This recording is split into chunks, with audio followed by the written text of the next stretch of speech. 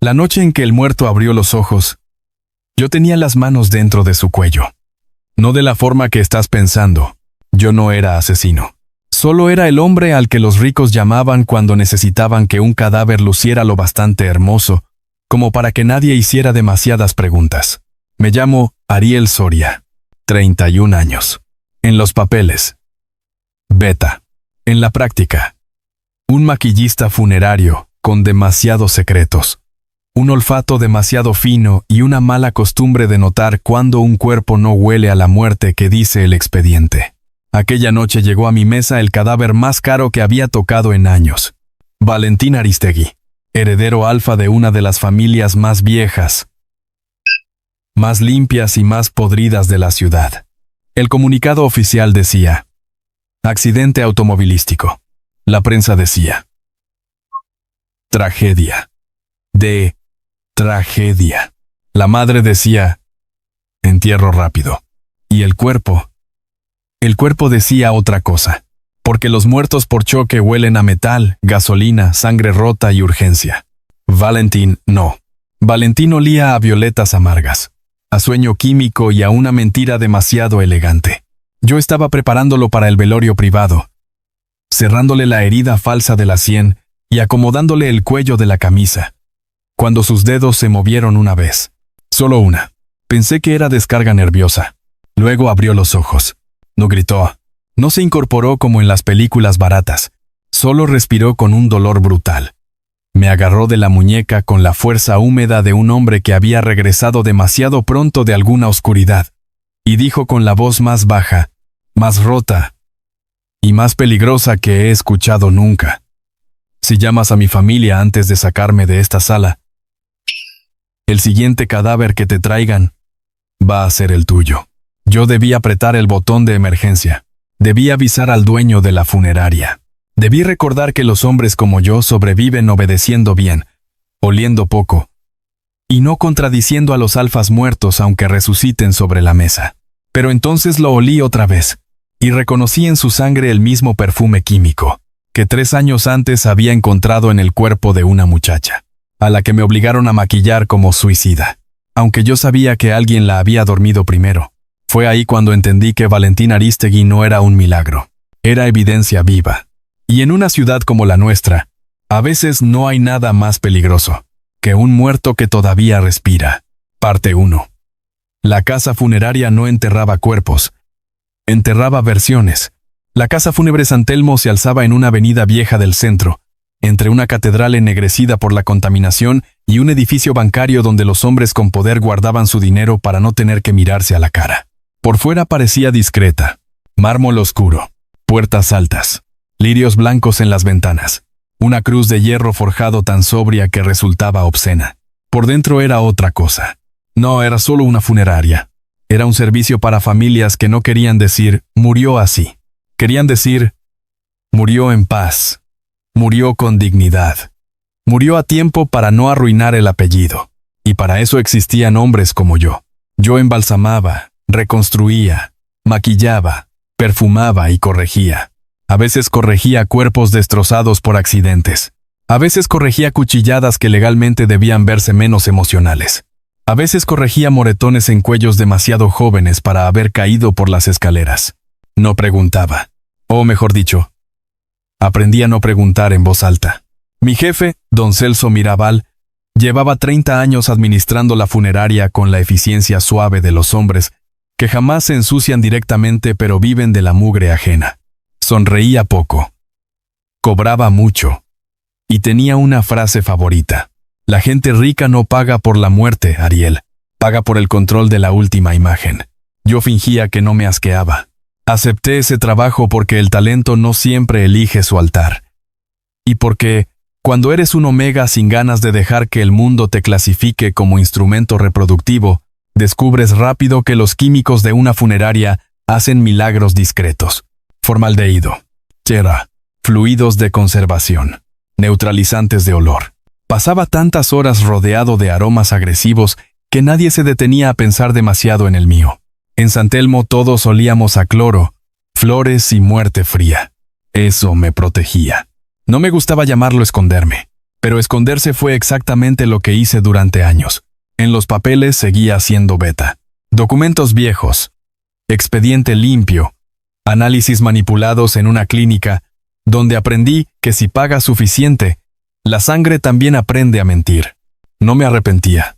Ser omega en ciertos circuitos de poder no significa ser deseado. Significa ser evaluado, medido, administrado. Yo prefería los muertos. Los muertos, al menos, ya no intentaban decidir por ti. Mi rutina era precisa. Llegaba antes del amanecer. Revisaba ingresos, clasificaba tratamientos, preparaba salas de observación, retiraba joyas, cosía heridas, corregía mandíbulas flojas, pintaba paz donde solo había impacto. Y por las noches, cuando no había servicios abiertos, me quedaba solo en la sala 3, la más fría, escuchando el zumbido del sistema de refrigeración y pensando que la ciudad se parecía demasiado a una morgue. Demasiada gente quieta por razones que nadie debía mencionar. 3 años antes había cometido el único error que seguía quitándome el sueño. Una chica llegó a mi mesa. Omega, 22 años. Nombre: Inés Valcárcel. Versión oficial: suicidio por sobredosis. Pero el cuerpo no olía a eso.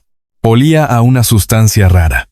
Dulce al principio, metálica después, como violetas marchitas mezcladas con anestesia. Se lo di a don Celso. Él me miró durante un segundo demasiado largo y respondió: ¿No la ves? La maquillé igual. La entregué a su familia igual. Y desde entonces, cada vez que alguien me hablaba de muerte natural, con demasiado dinero en la boca, una parte de mí volvía a aquella mesa. Por eso, cuando el cadáver de Valentín Arístegui entró por la puerta principal bajo lluvia de escoltas, rosas blancas y silencio caro, yo supe 2 cosas antes incluso de abrir la bolsa mortuoria. La primera: su familia quería velocidad. Eso siempre era mala señal. La segunda: esa noche no iba a terminar tranquila. Parte 2. El heredero alfa no huela a muerte, huela a interrupción. Los Arístegui no eran simplemente ricos. Eran de esa vieja clase de familias que parecen haber nacido con notario, abogado, capilla privada y una reserva infinita de gente dispuesta a llamar tradición a cualquier forma heredada de crueldad. Propiedades, viñedos, hospitales, fundaciones benéficas para lavarse la sangre en público, y un apellido que sonaba a madera antigua, dinero viejo y obediencia aprendida. El cuerpo llegó a las 9:12 de la noche. Lo acompañaban 3 personas. Octavia Arístegui, madrastra del fallecido. Omega madura con diamantes fríos y un duelo tan bien peinado que parecía ensayado.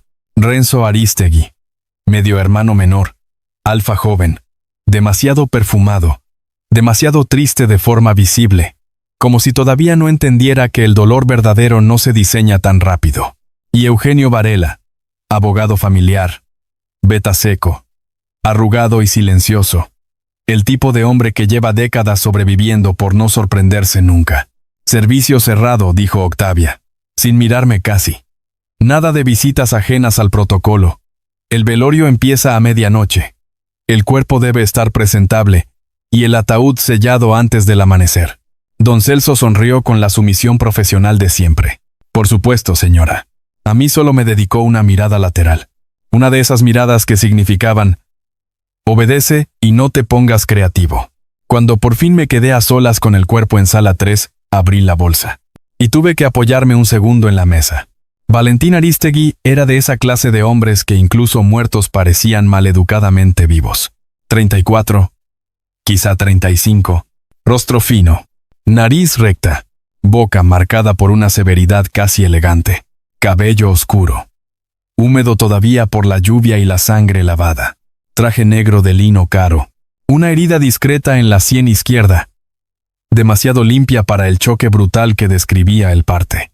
Había visto cuerpos más hermosos. Eso no era lo inquietante. Lo inquietante era otra cosa.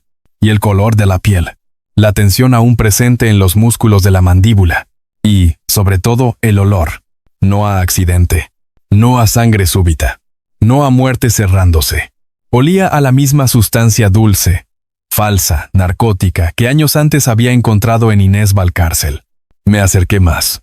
Pulso no había, respiración no había, pero algo en el cuerpo seguía resistiéndose a quedarse quieto del todo. Le revisé pupilas. Le separé el párpado con cuidado. Demasiado respuesta residual. No me jodas, murmuré. En ese momento entró don Celso. ¿Problemas? Yo lo miré. Luego miré el cuerpo. Había dos opciones. Decir la verdad, o comprarme unos minutos más de incertidumbre. Elegí lo segundo. Necesito la mezcla nueva de conservación, dije. La 100 no va a cerrar bien con la resina vieja. Celso asintió. Molesto por el gasto. Hazlo rápido. La familia quiere rostro sereno. Rostro sereno. Como si eso fuera un servicio estético y no el trabajo fino de ocultar lo indecible.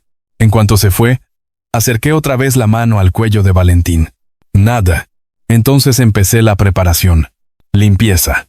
Alineación mandibular. Corrección de párpados. Cierre parcial de herida. Mis dedos estaban ajustando la línea del cuello de la camisa cuando sentí el movimiento. Mínimo. Brutal para mí. Un espasmo en la garganta. Me quedé inmóvil. Luego sus dedos se cerraron sobre mi muñeca con una fuerza húmeda, enferma, completamente viva.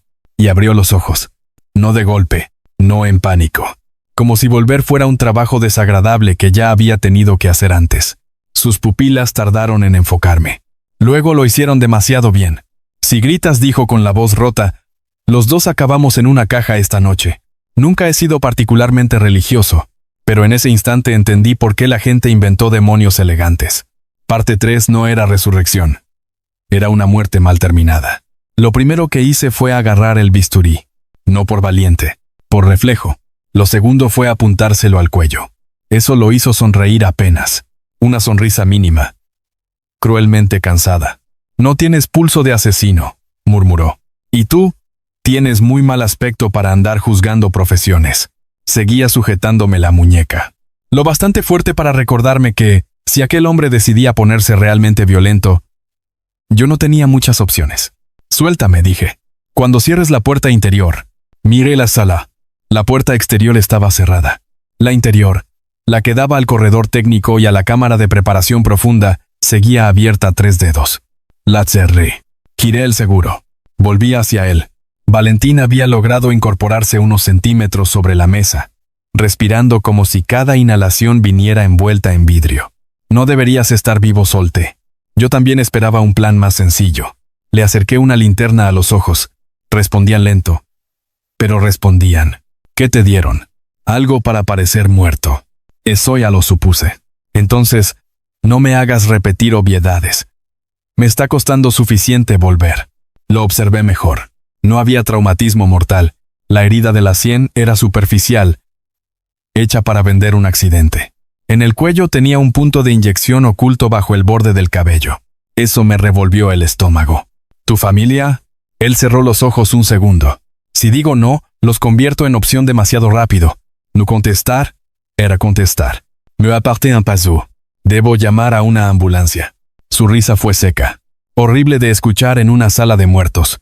No.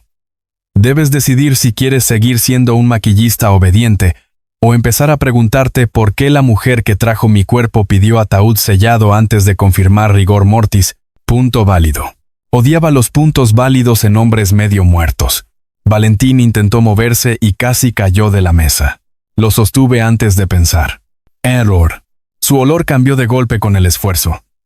Algo alfa. Sí, pero arrastrado por el químico que aún llevaba dentro. Hierro, cedro húmedo. Sueño forzado. Yo tenía años escondiendo mi condición entre solventes y salas frías. Pero el cuerpo no es tonto. Reconoce peligro. Fuerza. Proximidad. Me obligué a soltarlo. No te emociones, dije. Si te ayudo, es porque odio los cadáveres mal archivados. Perfecto, respondió él, apoyándose en la mesa. Yo tampoco suelo emocionarme cuando regreso de mi propio velorio. Fui al armario médico y preparé antagonistas, sueros y un estimulante de emergencia que jamás debía usarse fuera de hospital, lo cual lo convertía en rutina de San Telmo. Mientras le canalizaba la vía, vi la cicatriz larga bajo su clavícula derecha, vieja, quirúrgica. y varias marcas finas en costillas, muñecas, hombros, no de un hombre mimado por el dinero, de un hombre que llevaba años sobreviviendo dentro de una casa cara. Necesito saber si confío en ti, dije. Valentín me miró con una frialdad casi obscena. No deberías. Excelente. Ya somos dos. Le administré el fármaco. Aguantó sin quejarse. Mi familia cree que estoy muerto, dijo al cabo de unos segundos. ¿Quieren que siga así? Hasta después de abrir el testamento suplementario de esta noche. Eso suena criminal. En los Arístegui, eso suele sonar doméstico. ¿Y por qué vienes a advertirme a mí? Porque hueles a químicos funerarios, miedo entrenado y culpa vieja.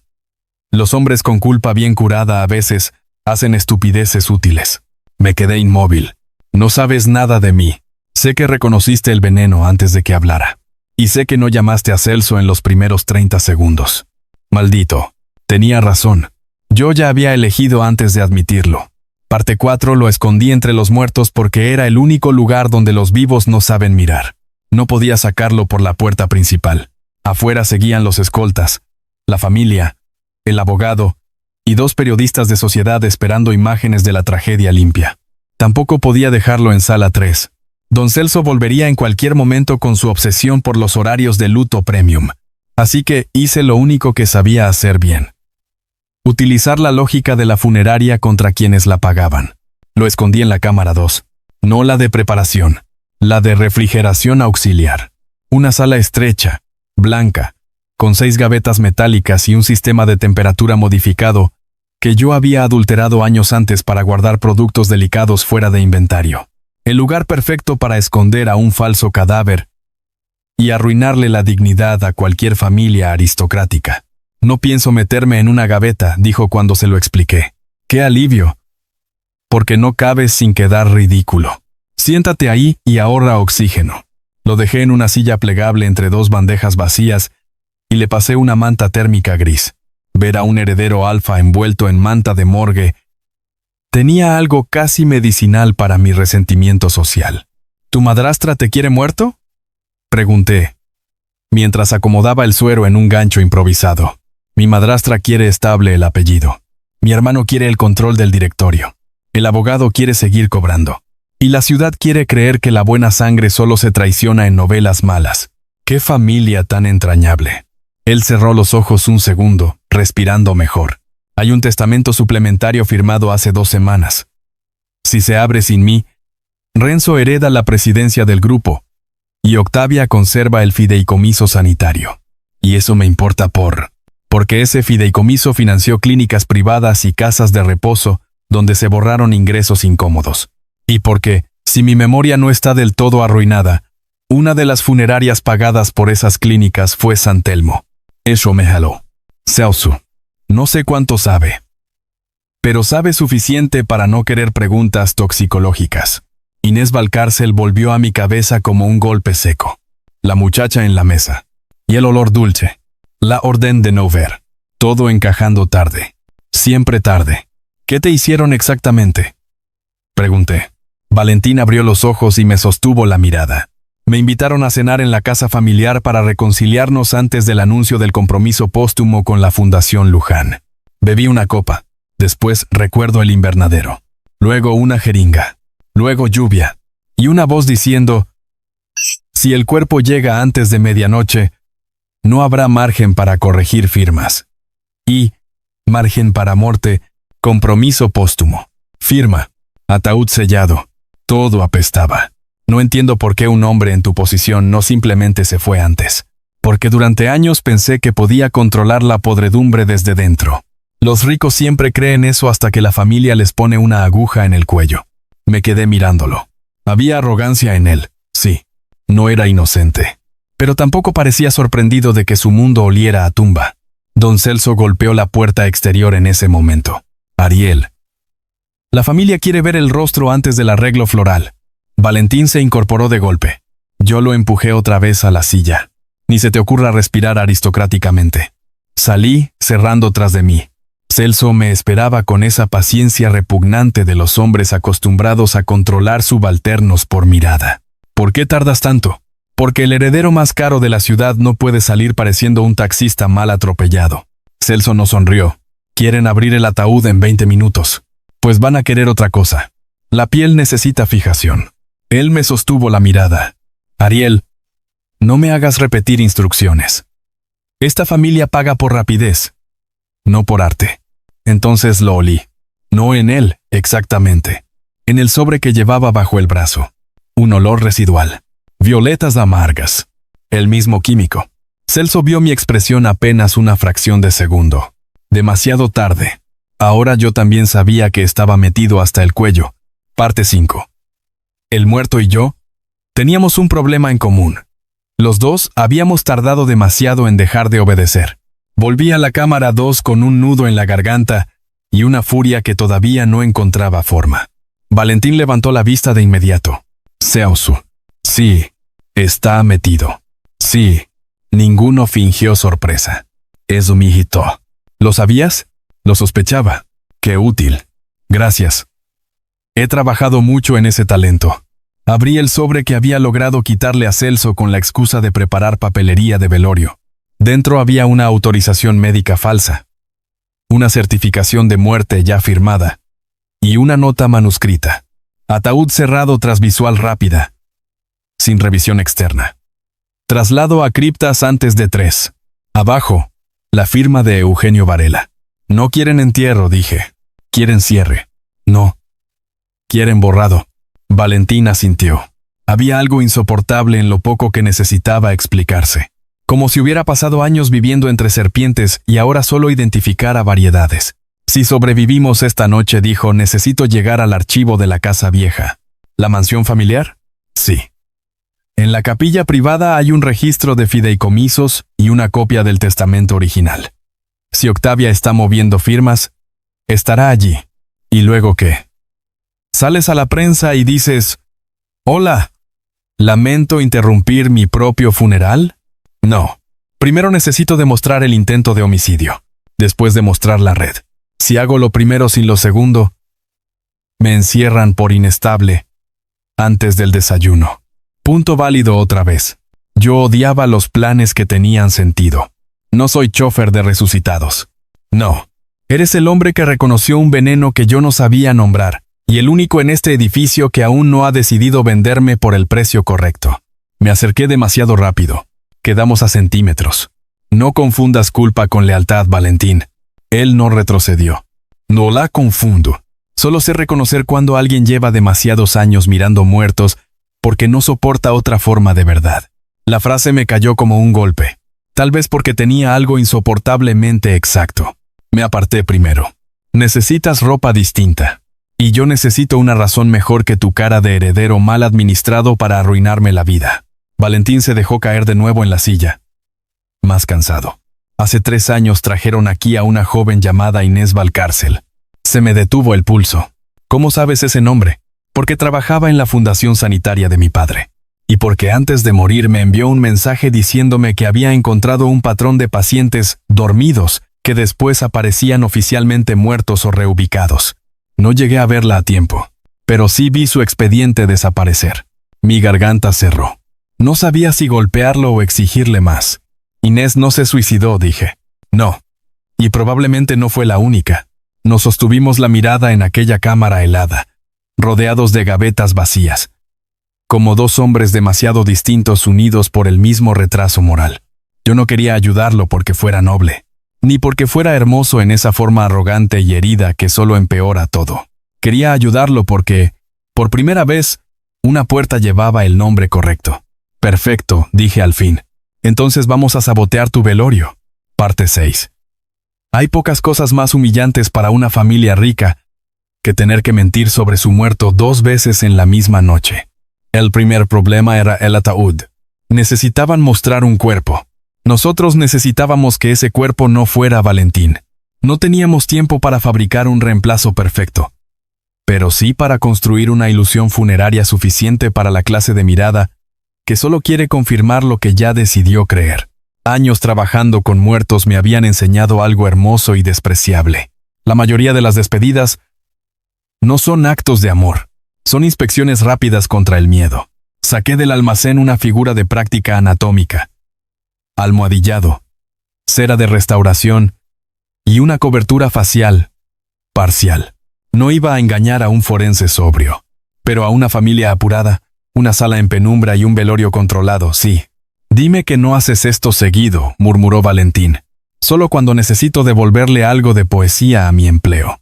Lo vestí con ropa de chofer funerario. Pantalón negro, camisa gris, gorra baja. Con el cabello peinado hacia atrás y la palidez todavía pegada a la piel, parecía un hombre recién salido de una enfermedad cara. Yo me cambié la bata por un traje discreto de sala.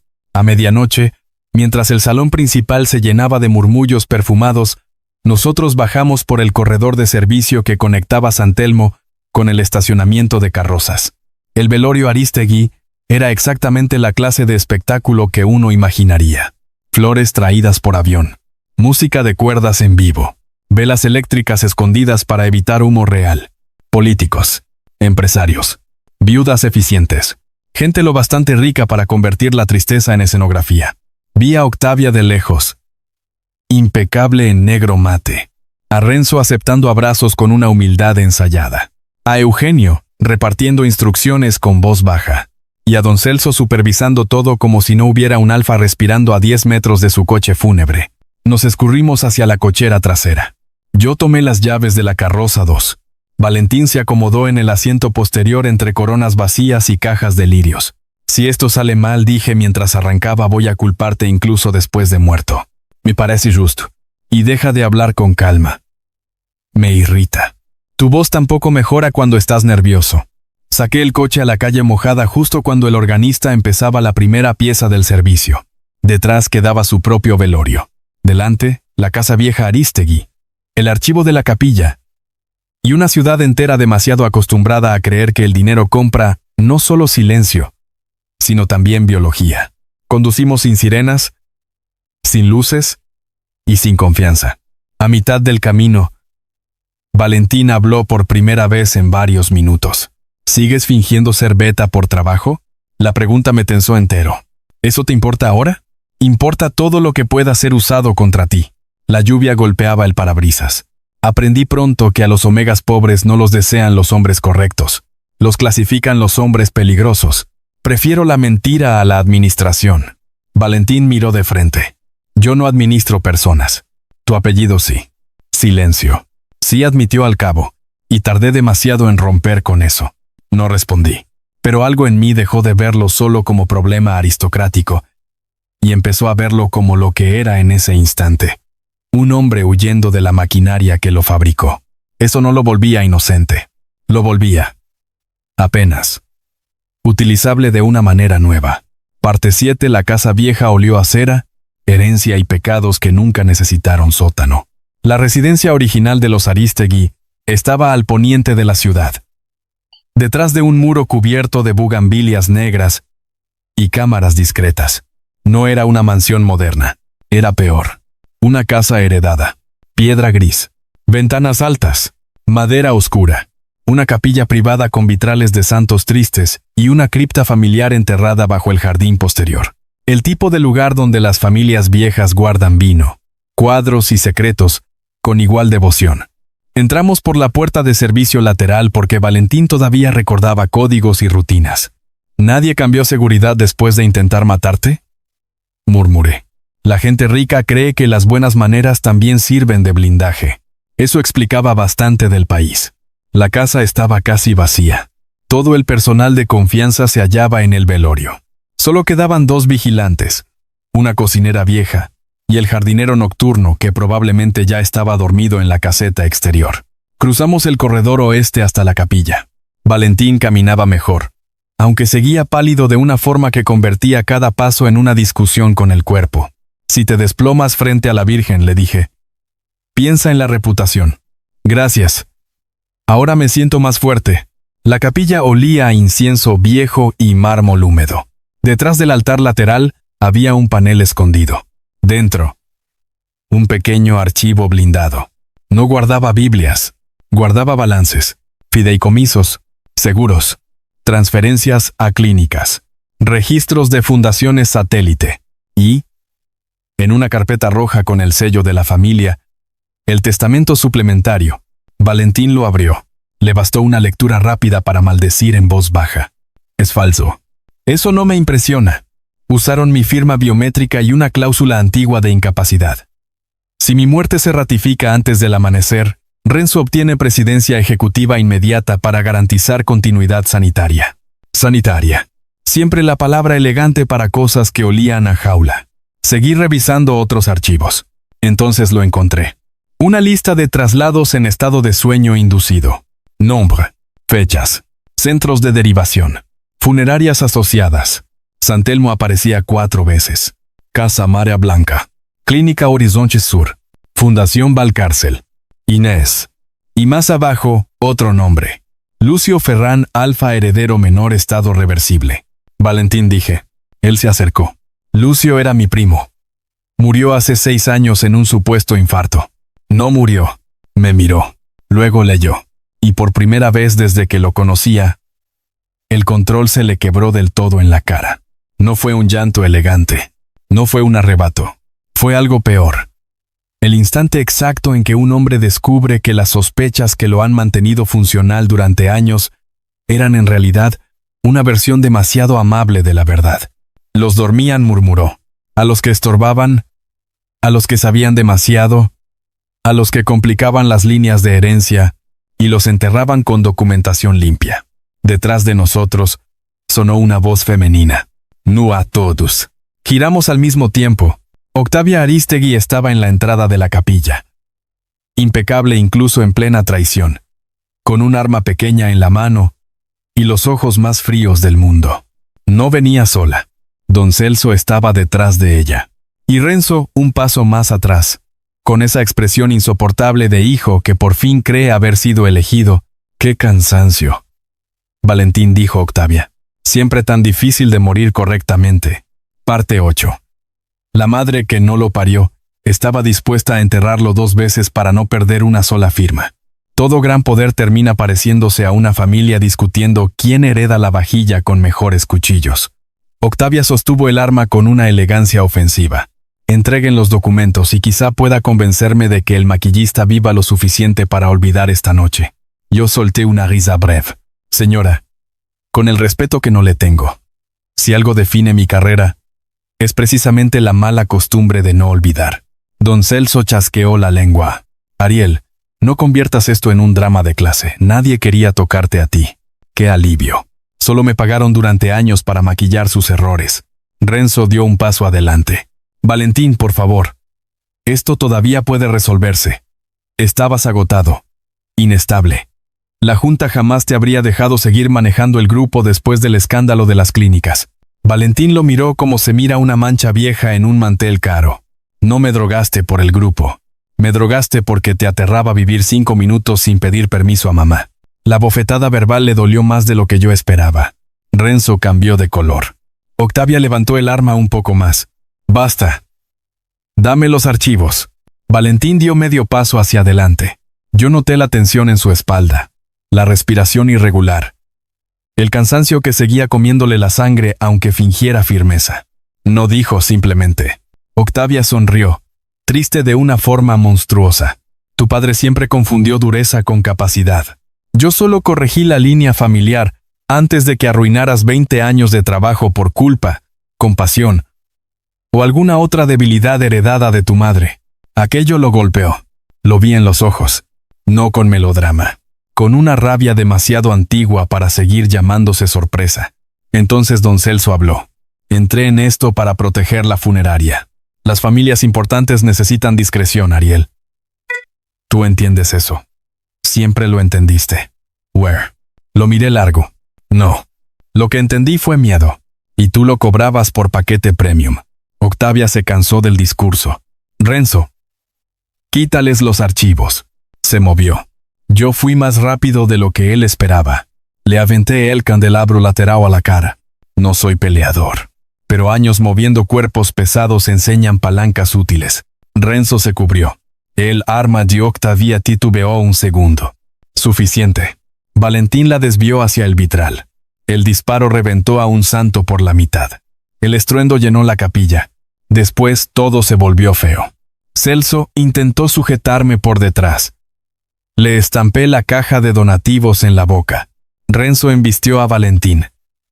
Ambos cayeron contra el altar lateral. Octavia volvió a buscar el arma entre los bancos. Y yo, en medio de ese desastre de incienso, vidrio y apellido, entendí que ninguna familia poderosa se parece tanto a una institución seria como en el momento exacto en que empieza a romperse a puñetazos. Valentín terminó encima de Renzo con una mano en su cuello y la otra contenida a puro esfuerzo. Podría haberlo matado. Lo vi. No lo hizo. Octavia volvió a apuntar. Y fue don Celso quien terminó traicionando a todos. Intentó dispararnos a los dos. Eso cambió el juego. Hasta ese momento aún parecía una disputa familiar. Después quedó claro lo que siempre había sido. Una red de intereses donde el cariño era la mentira más cara. El disparo rozó el hombro de Octavia. Ella gritó. Renzo se soltó. ¿Y yo? Sin pensarlo demasiado, tomé los archivos, agarré a Valentín por la chaqueta y lo empujé hacia la puerta lateral de la cripta. ¡Corre, maldito heredero! Parte 9. Bajo la capilla no había solo huesos. Había inventario. La cripta familiar de los Aristegui estaba debajo de la capilla, conectada por una escalera estrecha y una puerta de bronce con querubines suficientemente caros como para hacerme odiar a la religión ornamental. Bajamos a oscuras, jadeando, con pasos y gritos detrás. El aire abajo era húmedo, mineral. No me daban miedo los muertos. Me daba miedo la gente que organiza demasiado bien a sus muertos. Encendí la lámpara de emergencia del pasillo. Luz amarilla. Nichos. Ataúdes históricos. Placas de mármol. Y, al fondo, una segunda puerta que no aparecía en la arquitectura antigua. Eso no estaba, dijo Valentín. Qué frase tranquilizadora. Forzamos la cerradura con una barra de mantenimiento de la pared. Del otro lado no había cripta. Había archivo biológico. Pequeño. Oculto. Refrigerado. Cajas de muestras. Expedientes. Y 2 cámaras de suspensión clínica vacías. No vacías del todo. Una de ellas conservaba restos de monitorización reciente. La otra tenía una placa interior con nombre removido. Sobre la mesa central reposaba un cuaderno negro distinto, más técnico, con registros de dosis. Violeta en 7. Estado aparente. Muerte inducida reversible. Ventana de recuperación. 2 hasta 6 horas. Uso recomendado. Transición patrimonial. Contención de testigos. Traslado discreto. Me quedé helado. Valentín leyó por encima de mi hombro y apoyó una mano en la mesa como si necesitara algo sólido para no partirse. Dios, no. Esto es demasiado meticuloso para ser obra de Dios. Más abajo, entre registros, apareció una fotografía de Inés Valcárcel en bata clínica. Otra de Lucio Ferrán. Y otra, más antigua, de una mujer idéntica a Valentín salvo por la dureza en la boca. Mi madre, dijo él. No supe qué responder, porque junto a la foto había una palabra. Reversible no exitoso. La madre de Valentín no había muerto de aneurisma como decían las necrológicas. Había sido otro ensayo mal terminado. Escuchamos arriba los pasos acercándose a la escalera. Tenemos que sacar esto, ya dije. Valentín agarró el cuaderno técnico. Yo las carpetas rojas. Y entonces vimos algo más en la esquina del cuarto. Una cámara adicional, más vieja, semiabierta. Dentro, en una bandeja de metal, descansaba un medallón funerario con iniciales grabadas. A, B. Mi corazón se detuvo un segundo. Inés Valcárcel. No había cuerpo. Solo el medallón y una jeringa vacía archivada en bolsa de evidencia privada. Eso era suficiente. La escalera crujió. Octavia venía bajando. Valentín apagó la lámpara. Nos metimos detrás de la unidad de refrigeración principal. La vi entrar apenas delineada por la luz de arriba, sangrando del hombro, todavía armada. Valentín llamó. La voz extrañamente serena. No entiendes lo que protejo. Si esto sale, no cae solo la familia. Cae media ciudad. Desde la sombra, Valentín respondió. Entonces debiste dejarme morir limpio. Hubo un disparo. Rebote de piedra. Luego, otro. Yo no pensé. Le lancé el medallón directo a la mano. El impacto desvió el arma. Valentín salió de la sombra. La desarmó y la empujó contra la unidad. No la mató. Tampoco la abrazó. Solo le dijo, con una voz tan baja que casi dolió más: mi madre también te llamó hermana. Eso fue peor que cualquier bala. Octavia cerró los ojos un segundo. No pidió perdón. La gente como ella casi nunca sabe hacerlo. Arriba comenzaron a escucharse más voces. No de la familia. Sirenas. Y una voz femenina amplificada por megáfono desde el patio exterior: Fiscalía de Delitos Sanitarios. Nadie sale del inmueble. Valentín me miró. Yo le mostré el celular que había activado 5 minutos antes, durante la pelea en Capilla. No te emociones. Todavía sé usar un teléfono además de cadáveres. Parte 10. La familia más elegante de la ciudad no cayó por justicia. Cayó porque, esta vez, el muerto llegó a la audiencia. Llamé a la fiscalía y a 2 periodistas pequeños en cuanto vi el cuaderno de Violeta en 7. No porque confiara en el sistema, porque entendí algo fundamental de las ciudades corruptas. Si no puedes conseguir justicia, al menos asegúrate de volver carísima la impunidad. La redada fue fea. Agentes corriendo por una casa acostumbrada al terciopelo, cámaras entrando detrás, abogados intentando negociar con sangre en los puños, políticos cancelando llamadas, Octavia en silencio, Renzo llorando de una forma que confirmaba que jamás había esperado tocar el barro real. Don Celso intentó fugarse por los jardines traseros con 2 cajas de archivo y un rosario de excusas profesionales. Lo encontraron embarrado de tierra junto al mausoleo lateral. Eugenio quiso vender la narrativa de un ataque delirante del heredero bajo estrés químico. Eso funcionó exactamente 4 minutos, hasta que Valentín Arístegui salió de la cripta delante de todos. Pálido, vendado, vestido con ropa de chofer funerario y con suficiente rabia en la espalda como para arruinarle a una familia 100 años de control de imagen. Nunca olvidaré la cara de los periodistas. No porque parecieran nobles, parecían hambrientos. Pero esta vez el hambre trabajaba a favor de algo útil. Valentín no habló mucho. No necesitó. Yo entregué los registros de San Telmo, el cuaderno de Violeta en 7, las fotos, el medallón de Inés y las certificaciones falsas de muerte. La fiscal encargada, una beta dura llamada Mara Cifuentes, leyó 3 páginas y dijo la frase más hermosa que escuché esa semana. Esto ya no es herencia. Esto es producción de cadáveres. La ciudad reaccionó como reaccionan siempre las ciudades cuando descubren que su clase alta no solo roba, sino que experimenta. Con escándalo performativo, pánico tardío y demasiada gente fingiendo sorpresa. Pero esta vez había algo distinto. Había un muerto vivo, un heredero alfa salido de su propio velorio. Y esa imagen arruinó toda posibilidad de enterrarlo otra vez en lenguaje administrativo. San Telmo fue clausurada 2 días después. Don Celso cayó con una velocidad casi poética cuando empezaron a revisar servicios viejos y aparecieron más muertes tranquilas, conectadas a clínicas, fideicomisos y casas de reposo. Inés Valcárcel dejó de ser expediente marginal. Lucio Ferrán dejó de ser infarto elegante. La madre de Valentín dejó de ser aneurisma decoroso. No se arregló el mundo. No soy tan estúpido. Pero una grieta se abrió. Y por primera vez en años, yo no estaba del lado que maquillaba la versión final. En cuanto a Valentín, pasó 2 semanas internado bajo custodia. No en los hospitales de la familia. Gracias a Dios. Yo declaré 5 veces. Dormí 3 horas en 2 días. Y tuve que soportar titulares tan obscenos como el heredero que volvió de la muerte, la vice, la funeraria del silencio. La prensa es carroñera incluso cuando acierta. La 3ª semana me citó Mara en una oficina provisional del Palacio Judicial. Pensé que era otra declaración.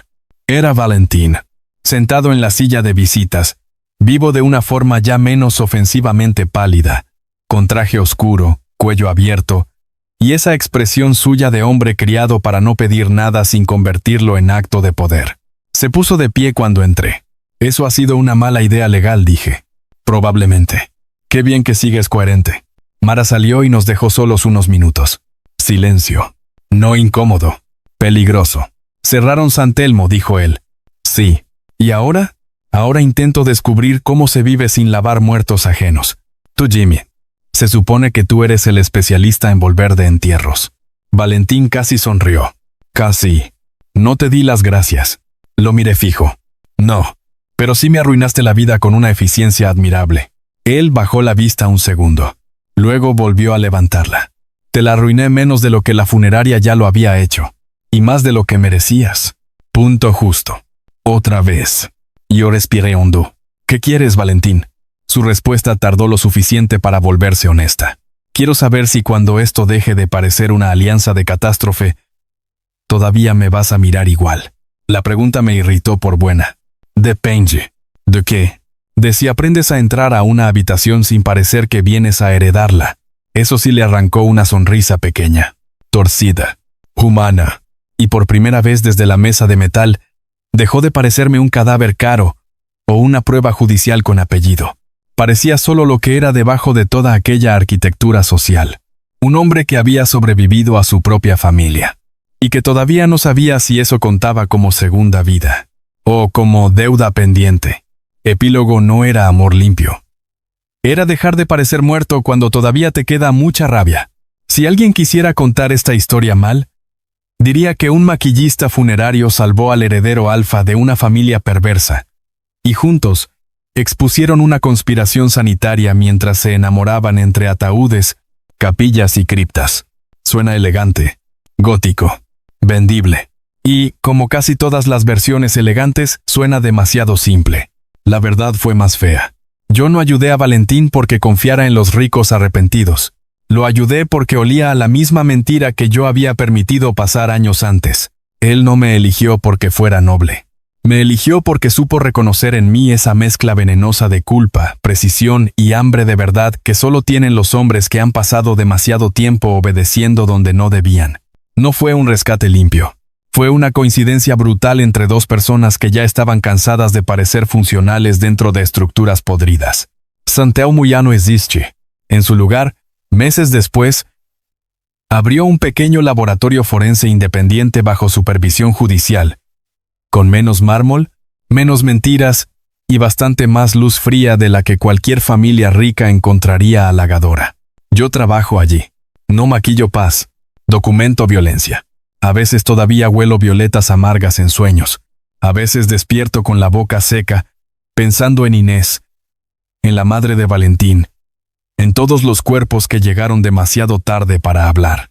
Y a veces, muy entrada la noche, cuando cierro expedientes y las luces del laboratorio ya están casi apagadas, aparece una figura en la puerta con paraguas negro, traje sobrio, y la misma costumbre insoportable de quedarse quieto, hasta que yo levanto la vista primero.